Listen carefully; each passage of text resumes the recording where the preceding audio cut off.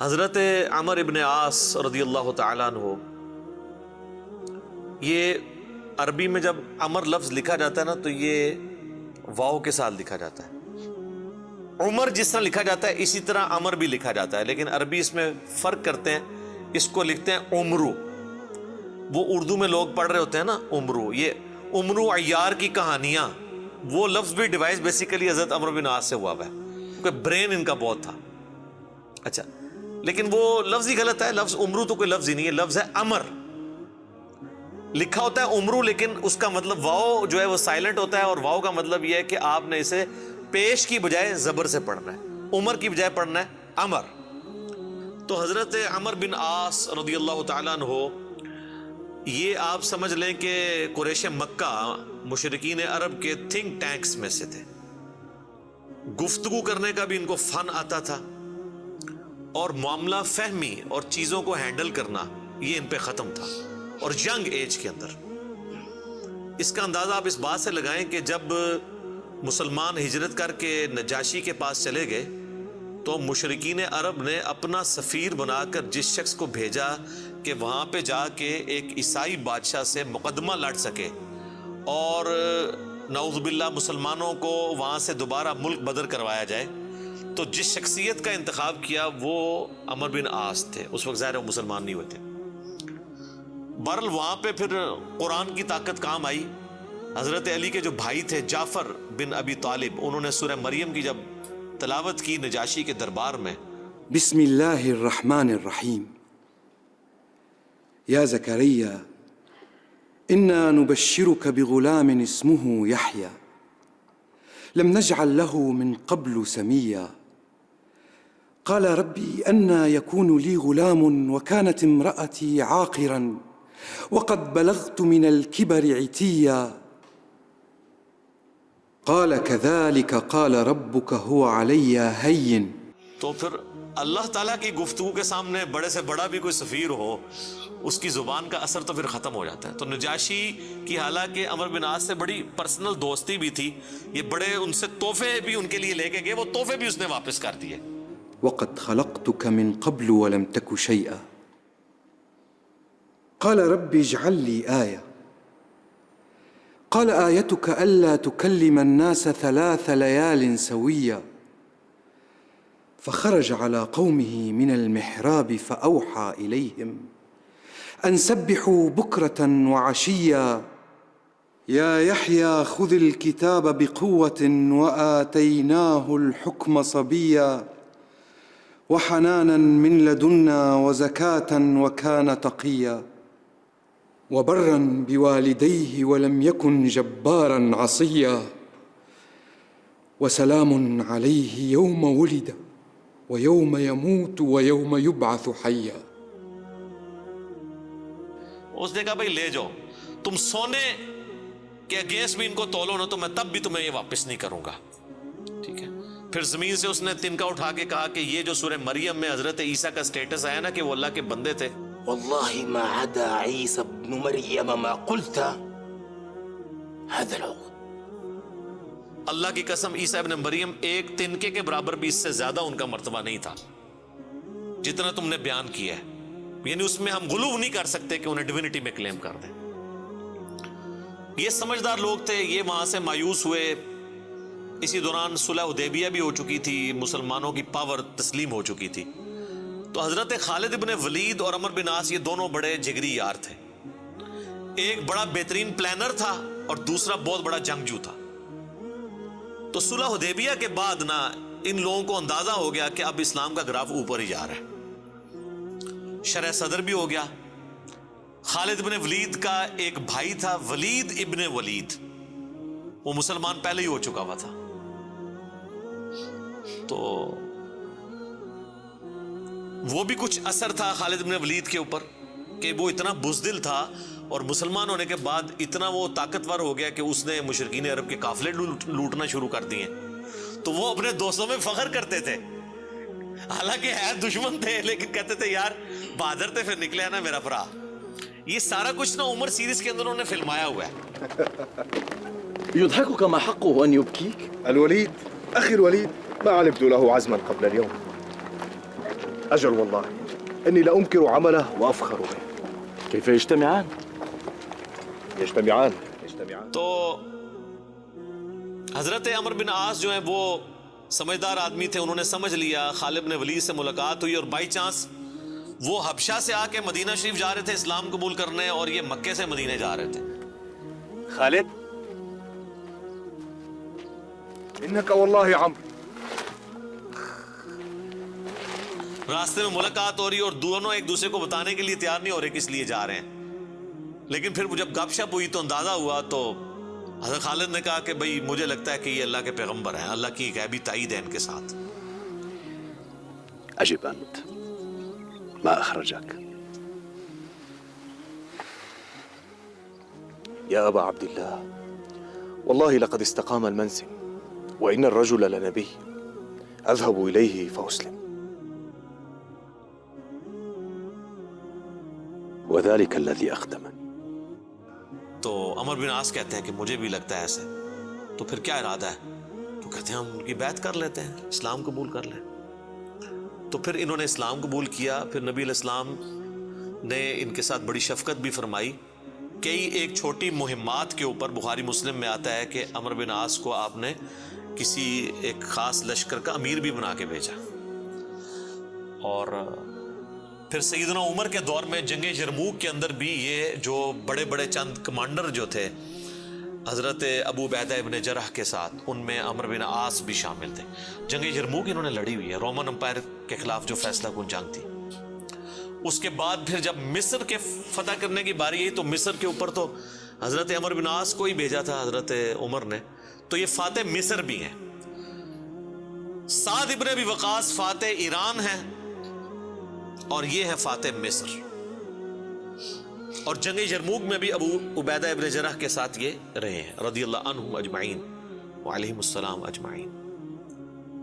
تو یہ ان کی زندگی کے اندر یہ اتار چڑھاؤ والا معاملہ رہا. لیکن پھر وقت گزرنے کے ساتھ پھر بعض اوقات انسان کے اوپر ایسے معاملات زندگی میں آ جاتے ہیں. ہم کیوں بار بار بات کرتے ہیں کہ ربنا لا تزغ قلوبنا بعد اذ ہدیتنا وہب لنا من لدنک رحمہ انک انت الوہاب. آمین. ڈر تو لگا رہنا چاہیے ہر وقت. وہ مشہور حدیث جو بخاری اور مسلم دونوں میں ہے، میں یقین کریں جب بھی وہ حدیث پڑھتا ہوں نہ کانپ اٹھتا ہوں. عقبہ بن عامر کہتے ہیں کہ نبی علیہ السلام نے اپنی وفات سے 1 مہینہ پہلے غزوہ احد کے شہداء کے قبرستان میں جا کے نماز جنازہ پڑھی اور وہیں پر ہمیں خطبہ دیا. اچھا، اس حدیث کے اینڈ پہ بڑے دردناک الفاظ ہیں. عقبہ بن عامر کہتے ہیں یہ آخری دفعہ میں نے نبی علیہ السلام کا دیدار کیا تھا، اس کے بعد میں نے حضور کو کبھی نہیں دیکھا. عقبہ بن عامر کہتے ہیں یہ والا جو خطاب ہوا تھا غزوہ احد کے شہداء کے اوپر، اس میں آپ علیہ السلام نے فرمایا کہ دیکھو مجھے اپنے بعد تم سے یہ خطرہ نہیں ہے کہ تم شرک میں مبتلا ہو جاؤ، مگر مجھے ڈر ہے کہ تم دنیا کے مال میں پھنس جاؤ گے، پھر ایک دوسرے کو قتل کرو گے جس طرح اگلی قوموں نے کیا، اور تم بھی تباہ و برباد ہو جاؤ گے جس طرح اگلے. یہ پچھلے دنوں میری ایک ویڈیو بھی ریکارڈ ہوئی ہے، مجھے تم سے شرک کا خدشہ نہیں، یہ حصہ نکالا ہوا ہے اس میں سے. سر اس حدیث میں جو سوز و گداز تھا وہ آپ کو سمجھ ہی نہیں آیا وہ کیا تھا. بخاری مسلم کے الفاظ ہیں. عقبہ بن عامر کہتے ہیں رسول اللہ ہم سے یوں گفتگو کر رہے تھے جس طرح آپ مردوں اور زندوں دونوں کو الوداع کہہ رہے ہیں، اور آپ فرمایا کہ میں اس وقت بھی اپنا حوض کوثر سامنے دیکھ رہا ہوں. یعنی اللہ تعالیٰ نے آپ کو وہ سب کچھ سامنے دکھا دیا، اور میں تمہارا پیش رو ہوں، میں آگے جا رہا ہوں، تم نے میرے پیچھے آنا ہے. آپ ڈرا رہے تھے.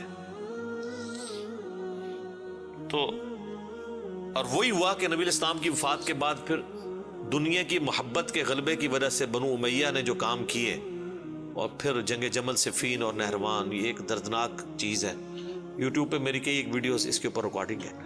اس حدیث میں بہرحال یہ آپ چیز نوٹ کریں کہ نبی علیہ السلام نے یہ خطبہ مسجد نبوی میں دینے کی بجائے قبرستان میں کیوں دیا ہے؟ اس کی 2 ریزنز تھی.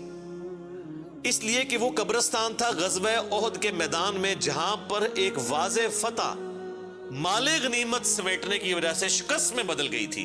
حالانکہ رسول اللہ موجود تھے، لیکن دنیا کی محبت کا تھوڑے سے غلبے نے رسول اللہ کی موجودگی کی بھی پرواہ نہیں کی اللہ نے، اور فتح کو شکست میں بدل دیا۔ تو آج تو رسول اللہ موجود بھی نہیں ہے، ہمیں آپ کی دعاؤں کا بھی وہ حصہ نہیں ہے جو صحابہ کو نصیب تھا صلی اللہ علیہ وآلہ وسلم رضی اللہ عنہم اجمعین۔ اور دوسرا نبی الاسلام یہ میسج دینا چاہ رہے تھے کہ غزوہ احد میں وہ لوگ اس قبرستان میں دفن ہیں جنہوں نے محنتیں کی ہیں اور پھل ملنے سے پہلے ہی وہ اسی فقر کی زندگی میں دنیا سے چلے گئے۔ حضرت حمزہ ابن عبد المطلب نے تو اسلام کا گولڈن پیریڈ نہیں دیکھا نا، ان تو قربانیاں دی ہیں نا۔ آپ اس سے اندازہ لگائیں، یہ میرا اجتہاد ہے اور یہ درست ہے کہ اگر رسول اللہ کی وفات کے وقت حضرت حمزہ زندہ ہوتے تو پہلے خلیفہ وہ بنتے، کیونکہ غزوہ بدر اور احد کے اندر نبی علیہ السلام نے آرمی چیف ان کو بنایا تھا، ابو بکر عمر عثمان و علی ان کے انڈر تھے۔ تو حمزہ بن عبد المطلب تو شہید ہوئے احد میں، ان کی لاش کا مسئلہ ہوا۔ نبی علیہ السلام نے یہ بھی میسج دیا کہ یہاں پہ، اور پھر وہاں تو اتنی دردناک حدیثیں ہیں بخاری مسلم میں کہ کفن کے لیے بھی کپڑا نہیں تھا، سر چھپاتے تھے تو پاؤں ننگے ہو جاتے تھے کہ یہ صاحب کے، پھر گھاس ڈال کے ایک قبر میں کئی مردے دفنائے گئے۔ تو نبی اسلام یہ بھی میسج دے رہے تھے کیونکہ آپ کو تو اللہ نے دکھا دیا نا۔ اسی حدیث بخاری مسلم میں آتا ہے کہ اللہ تعالیٰ نے زمین کے خزانوں کی چابیاں مجھے دے دی ہیں، اور جو بریلوی کہتے ہیں کہ حضور ہی سب کچھ بانٹ رہے ہیں، خدا کا نام ہے۔ اور میرے بھائی وہ بخاری مسلم میں باقی حدیث میں موجود ہے، وہ زمین کے خزانے رومن اور پرشین امپائر کے خزانے ہیں جو صحابہ نے فتح کرنے تھے، بیت المال میں آ کے جمع ہونے تھے۔ یہ تھا اس سے مراد کہ مجھے اللہ تعالیٰ نے عطا فرمائی ہے، مجھے اللہ تعالیٰ نے دکھا دیا ہے کہ میری امت کہاں تک پہنچے گی۔ وہ کئی ایک حدیث آپ کو مشکات کی نا 30 جلد میں نبی علیہ السلام کے فضائل کے چیپٹر میں وہ مل جائے گی۔ کئی لوگ ہمیں ای میل بھی کر رہے ہوتے ہیں یہ حضور کو جو چابیاں دی گئی ہیں تو پھر اب جس کے پاس چابی ہے اس سے ہی مانگنا چاہیے۔ وہ یہ تھا، ٹھیک ہے، کہ وہ رومن اور پرشین امپائر کے خزانے مسلمانوں کو ملے۔ تو بہرحال اسی کی ایگزیکیوشن بعد میں ہوئی ہے، اور حضرت عمر بن عاص بھی اس، یعنی آپ سمجھ لیں سسٹم کا کسی درجے تک حصہ بنے، اور یہ میں ان پہ کوئی فتویٰ نہیں لگا رہا، وہ خود مانتے تھے کہ میرے ساتھ ایسا معاملہ ہوا۔ مجھے حضرت عمر بن عاص سے یہ چیز یاد آئی، بڑی رکت انگیز حدیث ہے جس میں ان کے قبول اسلام کا واقعہ بھی ہے۔ صحیح مسلم میں کتاب الایمان چیپٹر میں شروع ہی میں 321 نمبر حدیث ہے، انٹرنیشنل نمبر کے مطابق، اور میرے یہ جو کربلا والا ریسرچ پیپر جس میں میں نے 200 احادیث جمع کی ہیں اس کے اندر بھی آپ کو مل جائے گی۔ جنگ صفین کے حوالے سے میں وہ حدیثیں لے کے آیا ہوں۔ صحیح مسلم میں 321 نمبر۔ حضرت عمر بن عاص کی موت کا وقت جب قریب آتا ہے تو وہ دیوار کی طرف منہ کر کے رونا شروع کر دیتے ہیں۔ سر موت کے وقت انسان کو پھر اپنی زندگی میں کی ہوئی غلطیاں یاد آ جاتی ہیں۔ تو ان کا بیٹا ان کو تسلی دیتے ہوئے کہتا ہے کہ ابا جان، آپ تو نبی علیہ السلام کے قریبی ساتھیوں میں سے تھے، آپ نے رومن امپائر کی جنگیں لڑی ہوئی ہیں، جنگ یرموک، جہاد میں آپ شامل رہے ہیں، اتنے اتنے بڑے فضائل ہیں آپ کے لیے۔ تو حضرت عمر بن عاص اسے ٹوکتے ہیں، وہ کہتے ہیں کہ تم نے ایک فضیلت تو چھوڑ دی جو سب سے بھاری تھی ہمارے نزدیک، یعنی صحابی ہونے سے بھی بھاری فضیلت اس اعتبار سے، اور وہ ہے اس بات کی گواہی دینا کہ اللہ کے سوا کوئی معبود نہیں اور محمد اس کے رسول ہیں صلی اللہ علیہ وآلہ وسلم۔ تو انہوں نے کہا تم نے یہ چیز چھوڑ دی ہے، اصل چیز تو یہ ہے، ہاں جب یہ چیز حاصل ہو جائے پھر صحابی ظاہر ہے ایک بہت بڑی فضیلت ہے، لیکن صحابی بنتا ہی وہ ہے جو پہلے اس کلمے کا اقرار کرے۔ تو کہتے ہیں کہ اب وہ بیٹے کو وجہ بتاتے ہیں اپنے رونے کی، کہتے ہیں کہ بیٹا ایک وہ وقت تھا کہ مجھے رسول اللہ سے بڑی دشمنی تھی، نعوذ باللہ، اور میری زندگی کی سب سے بڑی خواہش تھی کہ اگر رسول اللہ صلی اللہ علیہ وآلہ وسلم کے بارے میں مجھے کوئی موقع ملے تو میں انہیں قتل کر دوں، نعوذ باللہ۔ میرا دل ان کے بغض سے بھرا ہوا تھا۔ اے میرے بیٹے، اگر میں اس وقت مر جاتا تو سیدھا جہنم میں جاتا، لیکن پھر اللہ تعالیٰ نے میرا سینہ اسلام کے لیے کھول دیا، رسول اللہ صلی اللہ علیہ وآلہ وسلم کی محبت میرے دل میں جاگزی ہوئی،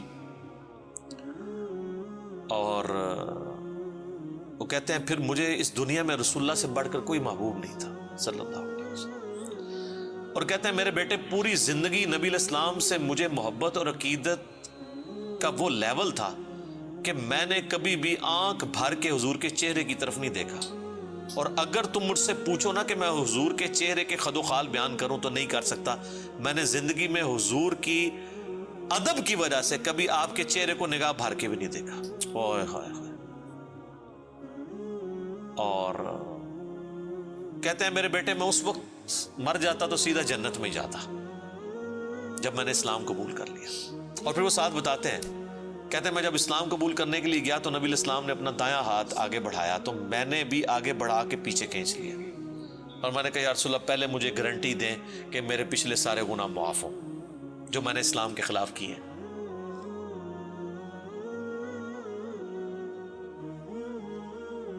يا رسول الله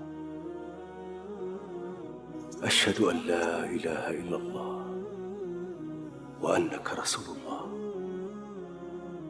وإني أسألك مثل الذي سأل خالد فادع لنا صلى الله عليه. تو نبی الاسلام نے فرمایا کہ اے عمر کیا تجھے نہیں پتا کہ اسلام سابقہ کے سارے گناہوں کو معاف کر دیتا ہے, مقبول حج سابقہ کے سارے گناہوں کو معاف کر دیتا ہے, اور اللہ کی راہ میں ہجرت کرنا سابقہ کے سارے گناہوں کو معاف کر دیتا ہے. حضور نے میرے گناہوں کی معافی کی گارنٹی لی, میں نے اسلام قبول کیا. اے میرے بچے اگر میں اس وقت مر جاتا تو سیدھا جنت میں جاتا. لیکن پھر میری زندگی میں ایک تیسرا وقت آیا, پھر مجھ سے وہ کچھ ہوا جو نہیں ہونا چاہیے تھا. یہ حدیث مسند احمد کے اندر بھی موجود ہے, صرف صحیح مسلم میں نہیں ہے. اس میں تو خیر اور بہت سارے الفاظ ہیں, وہ میں بعد میں وہ طریق بیان کرتا ہوں. کہتے ہیں بہرحال پھر مجھ سے جو کچھ ہوا, اب میں اللہ سے امید کرتا ہوں کہ اللہ تعالیٰ مجھے معاف کرے گا, آمین. جب میں مر جاؤں تو میری قبر کے ساتھ, میری لاش کے ساتھ, میت کے ساتھ کوئی آگ نہیں ساتھ لے کر جانی, اور نہ کوئی نوحہ کرنے والی عورت ساتھ لے کے جانی ہے. اور مجھے دفنانے کے بعد میری قبر کے اوپر پانی چھڑک دینا, جس طرح نبی الاسلام کی سنت ہے کہ آپ دفنانے کے بعد پانی چھڑکتے تھے.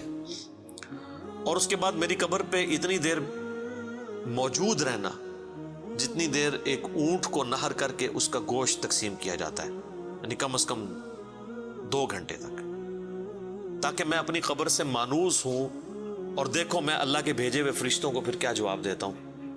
یعنی اس سے حضرت عمر بن عاص نے یہ بھی عقیدہ دیا کہ اسی زمینی قبر کے اندر حساب و کتاب ہوتا ہے, لیکن اس کو کوئی دیکھ نہیں سکتا. یعنی اگر ایگزیکٹ آپ کیمرہ فٹ کر دیں تو یہ جو کیپٹن عثمانی برزخی گروپ جو لوگ کہتے ہیں نا وہ کہیں اور قبر ہوتی ہے, تو حضرت عمر بن عاص کا یہ عقیدہ نہیں تھا. یہ حدیث ان کے گلے کا کانٹا ہے, جب وہ ہم پیش کرتے ہیں وہ کہتے ہیں عمر بن عاص کا تو ذہنی توازن آخری وقت میں بگڑا ہوا تھا, وہ تو بہکی بہکی باتیں کر رہے تھے, کیونکہ ان کے لیے تو وہ جو بھی باتیں حضرت علی کی فیور میں جائیں وہ بہکی بہکی ان کو لگتی ہیں نا. میں کہتا ہوں ان کا دماغ جتنا موت کے وقت کام کیا ہے نا پہلے نہیں کیا تھا, کیونکہ وہ تو اس وقت ہی ان کو احساس ہوا ہے. اس طرح کو پوری اپنی لائف سٹوری سناتا ہے جس کا دماغ چلا ہوا ہو, کدھر سے شروع ہے اور کدھر تک پہنچا ہے. اچھا یہ حدیث مسند احمد میں بھی آتی ہے, اس میں جو ہے نا الفاظ ہیں کہ وہ گھبراہٹ کی وجہ سے نا دیوار کی طرف منہ کر کے روتے ہیں. تو ان کا بیٹا جب پوچھتا ہے کہ کیا آپ موت کے خوف کی وجہ سے رو رہے ہیں, وہ کہتے ہیں میں موت کی وجہ سے نہیں رو رہا, میں رو رہا ہوں اس بات کو کہ مرنے کے بعد میرے ساتھ کیا بنے گا, موت کے بعد آنے والے حالات کے بارے میں. یہی تو سر ہم آپ کو کہہ رہے ہیں کہ مرنے سے پہلے اے مسلمان کر لے اس پہ غور, کتابوں کا خدا اور ہے, بابوں کا خدا اور. اچھا ایک اور طریقہ ہے مسند امام احمد میں اس کے ساتھ ہی کہ موت کے وقت جب انہیں گھبراہٹ ہوتی ہے نا تو وہ دیوار کی طرف منہ کر کے زاروں قطار روتے ہیں. تو ان کا بیٹا کہتا ہے کہ ابا جی آپ رو رہے ہیں, آپ کو تو نبی الاسلام اتنی محبت کرتے تھے, آپ کو ذمہ داریاں دیتے تھے, آپ نے جنگیں لڑی, آپ نے رومن امپائر کے خلاف جنگ یرموک لڑی, تو حضور کو تو آپ کو بڑی اہمیت دیا کرتے تھے. سر اس پہ آپ ذرا جواب سنیں عمر بن عاص کا. وہ کہتے ہیں اللہ کی قسم مجھے پوری زندگی یہ بات معلوم نہیں ہو سکی کہ حضور مجھ سے واقعی محبت کرتے تھے یا صرف تالیف قلب کے لیے، میرا دل رکھنے کے لیے مجھے کبھی کو پوسٹ دے دیا کرتے تھے. لیکن 2 بندے ایسے ہیں جن کے بارے میں دل سے گواہی دیتا ہوں کہ رسول اللہ اپنی وفات تک ان سے محبت کرتے تھے. ایک ابن سمیہ عمار ابن یاسر، اور دوسرا ابن ام عبد عبداللہ ابن مسعود. اب عمار بن یاسر ان کو کیسے بھول سکتا تھا؟ عمار کو تو مارا ہوا تھا انہوں نے صفین کے اندر. تو وہ کہہ رہے ہیں کہ حضور مجھ سے محبت کرتے تھے نا، تو مجھے نہیں لگتا کہ وہ اندر سے کرتے تھے یا میرا دل رکھنے کے لیے. بعض اوقات بندہ کسی کو oblige بھی کر دیتا ہے نا تعریف قلب کے لیے. لیکن 2 بندے ایسے تھے، میں کہتا ہوں کہ حضور واقعی ان سے محبت کرتے تھے، ابن سمیہ اور ابن ام عبد. پھر عبداللہ بن مسعود کے بارے میں اور عمار بن یاسر کے بارے میں جب انہوں نے یہ بات کی نا، تو ان کا بیٹا کہتا ہے کہ پھر انہوں نے دیوار کی طرف منہ کر لیا اور زاروں کے تار رونا شروع کر دیا. اور پھر ساتھ ساتھ یہ بول رہے تھے کہ اے اللہ، تو نے ہمیں جن باتوں کا حکم دیا ہم نے وہ کام چھوڑ دیے، اور تو نے ہمیں جن چیزوں سے منع کیا تھا ہم وہ کام کرتے رہے. اب تیری مغفرت کے سوا کوئی چارہ نہیں ہے. اور پھر ان کا بیٹا کہتا ہے کہ بس یہی جملے وہ پڑھتے رہے کہ ان کی روح پرواز کر گئی. آخری ان کا کلام یہی تھا کہ اللہ، جو جن کاموں سے تو نے روکا وہ ہم کرتے رہے، اور جن چیزوں کا تو نے حکم دیا ہم اس کی مخالفت کرتے رہے. تیری مغفرت کے سوا کوئی چارہ نہیں ہے. تو اسی حدیث میں الفاظ ہیں کہ وہ جو میں نے بتایا مسند احمد والی جو حدیث ہے کہ میری زندگی میں جو 3 پیریڈ آئے، اس میں انہوں نے پھر تیسرا کہا کہ پھر میں حکومتی معاملات میں، بادشاہت کے معاملات میں پڑ گیا. صحیح مسلم میں تو ایمبیگوس الفاظ سے، مسند احمد والے طریق میں ہے کہ میں بادشاہت سے جا ملا، یعنی وہ ملوکیت والا وہ جو معاملہ تھا وہ اسی کو ہی رو رہے تھے. مسند امام احمد میں ایک حدیث ہے کہ جب عمار بن یاسر کی قتل کی خبر ملی جنگ صفین میں، تو ایک شخص آ کے عمر بن عاص کو بتاتا ہے کہ عمار قتل ہو گئے ہیں. تو حضرت عمر بن عاص بلند آواز سے پڑھتے ہیں انا للہ و انا الیہ راجعون، اور وہ بھاگتے ہوئے حضرت معاویہ کے پاس جاتے ہیں اور کہتے ہیں کہ معاویہ، تو عمار کو ہماری فوج نے قتل کر دیا، عمار قتل ہو گئے، اور میں نے رسول اللہ سے سنا تھا کہ عمار کو ایک باغی جماعت قتل کرے گی. تو حضرت معاویہ بجائے یہ کہ رجوع کرنے کے، عمر بن عاص کو کہتے ہیں کہ تو اونٹ کی طرح اپنے پیشاب میں پھسلتا ہے، یعنی تجھے خود یہ اس حدیث کا پتہ ہے اور تو خام خواہ اس کا چرچا کر کے لوگوں کو بتانا چاہ رہا ہے کہ علی حق پہ ہے اور ہم نہ حق ہیں. تو ہم نے اس کو مارا ہے، اس کو تو علی نے مارا ہے، نہ علی لاتا اس کو اور نہ وہ جنگ کے اندر قتل ہوتا ہے، یہ تو علی نے لا کے ہمارے نیزوں کے آگے اسے پھینکا ہے. نعوذ باللہ، اتنی باطل تعویل کی. اور المستدرک الحاکم میں اور باقی کتابوں میں حدیث کی ملتا ہے کہ جب حضرت علی کو اس کی خبر ملی نا، تو انہوں نے کہا کہ پھر معاویہ یہ کہنا چاہتا ہے کہ حمزہ کا قاتل رسول اللہ تھے، کہ نہ وہ جنگ احد میں ساتھ لے کے آتے نہ حمزہ قتل ہوتا. تو جو شخص جس کی فیور میں قتل ہو رہا ہوتا ہے وہ تو اس کا قاتل نہیں ہوتا، مخالف ہی قاتل ہوتا ہے. تو پھر مسند احمد میں ایک اور حدیث ہے کہ عمار کے قتل ہونے کی جب خبر پہنچتی ہے نا، تو حضرت عمر بن عاص کہتے ہیں کہ میں نے خود رسول اللہ سے سنا تھا کہ عمار کو باغی جماعت قتل کرے گی اور عمار کا قاتل اور مال لوٹنے والا آگ میں ہے. تو وہ جو شخص خبر لے کے آتا ہے نا، اس کو بھی ہاتھ پاؤں پڑ جاتے ہیں کہ ایک میں ان کو خبر دے رہا ہوں، ان کو خود بھی پتا ہے، تو یہ لوگ کیا کر رہے ہیں. تو حضرت عمر بن عاص اس کی بھی تعویل کرتے ہیں. وہ کہتے ہیں حضور نے جو جہنم کے بارے میں فرمایا تھا نا، وہ عمار کے قاتل اور مال لوٹنے والے کے لیے تھا، وہ ہمارے لیے نہیں ہے. اگرچہ ہم بھی جنگ لڑ رہے تھے لیکن ہمارے ہاتھوں سے تو نہیں وہ قتل ہوا. حالانکہ صحیح بخاری میں حدیث ہے عمار کو باغی جماعت قتل کرے گی، اور یہ حدیث میں نے بتایا ان کو پتہ بھی تھی. جماعت کے بارے میں الگ سے ہے، میں نہیں کہتا دوزخ میں جائے گی، اللہ اور بندے کا معاملہ ہے. تو انہوں نے کہا کہ یہ مال لوٹنے والا اور قتل کرنے والے کے بارے میں. اب مسند احمد میں موجود ہے کہ وہ صحابی صلح حدیبیہ کا صحابی تھا، ابو الغادیہ، جس نے عمار کو قتل کیا تھا، اور پوری زندگی پہ پھر وہ روتے تھے مجھ سے یہ کیا کام ہوا. تو اس پہ خیر ابن حجر اسقلانی نے بڑی کوشش کی ہے، انہوں نے بحث کی ہے کہ نہیں، صلح حدیبیہ کی فضیلت اسے کور کر لے گی، امید ہے کہ وہ جنت میں ہی جائے گا جہنم میں پھیرا لگائے بغیر. تو شیخ البانی نے پھر اس کے اوپر گرفت کی ہے کہ نہیں، جو عام فضیلت ہوتی ہے نا، جب کسی معاملے میں تخصیص آ جائے تو عام فضیلت اٹھ جاتی ہے. جب حضور نے فرما دیا نا کہ مار کا قاتل اور مال لوٹنے والا جہنم میں ہے، تو اب یہ ایک تخصیص آ گئی ہے. جب تخصیص آ جائے نا تو حکم عام اٹھ جاتا ہے اس شخص کے لیے. لہٰذا آپ یہ تعویل نہ کریں. شیخ البانی یعنی انہوں نے حق گوئی کا مظاہرہ کیا. بہرحال یہ اللہ اور بندے کا معاملہ ہے، ہم کوئی کسی کی آخرت کا فیصلہ نہیں کرتے. بہرحال یہ حقیقت ہے کہ حضرت علی اپنی وفات تک ان لوگوں سے ناراض رہے ہیں. المصنف ابن ابی شیبہ میں موجود ہے. تابعی کہتے ہیں ہم نے حضرت علی کے پیچھے نماز میں قنوت نازلہ پڑھی ہے. حضرت علی قنوت نازلہ میں پڑھتے تھے اللہم علیک بمعاویۃ و اشیائہ و عمر ابن عاص و اشیائہ و ابا سلمی و اشیائہ. اس میں عمر بن عاص کا بھی نام ہے. اے اللہ معاویہ کے شیعہ اور معاویہ اور اس کے شیعہ کو برباد کر، عمر بن عاص اور ان کے شیعہ کو برباد کر. یہ حضرت علی قنوت نازلہ پڑھا کرتے تھے. اچھا انہوں نے اردو میں ترجمہ کیا ہے اے اللہ معاویہ اور اس کے شیعہ کو سنبھال لے.